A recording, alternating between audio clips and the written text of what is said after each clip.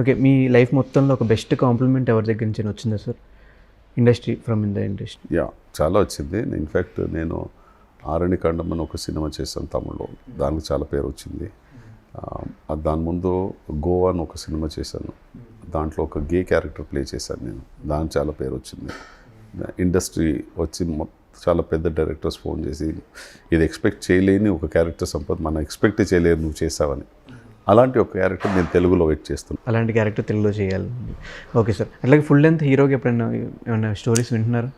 నాకు అది ఎప్పుడు అటువైపు ఇంట్రెస్టే లేదు. ఇంట్రెస్ట్ అంటే నేను ఒక యాక్టర్గా రావాలి, యాక్టర్గా ఉండాలనే ఒక ఇంట్రెస్ట్.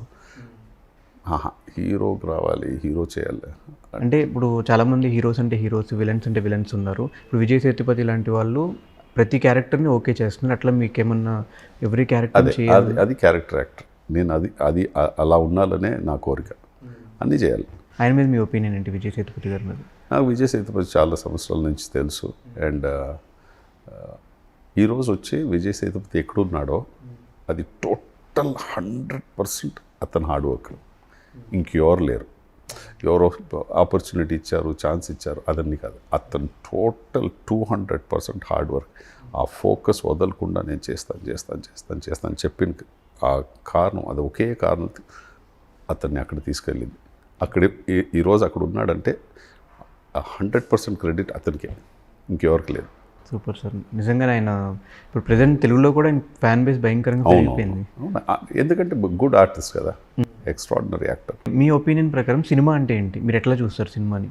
ఈ ఒకే బిజినెస్, సినిమా ఒక బిజినెస్ వచ్చి మీరు ఎవరైనా అడిగితే ఆడొచ్చి నేను ఏంటో సార్ అలా వచ్చేసాను, ఏం తెలియకుండా వచ్చేసాను, అలా ఎవరు చెప్పరు.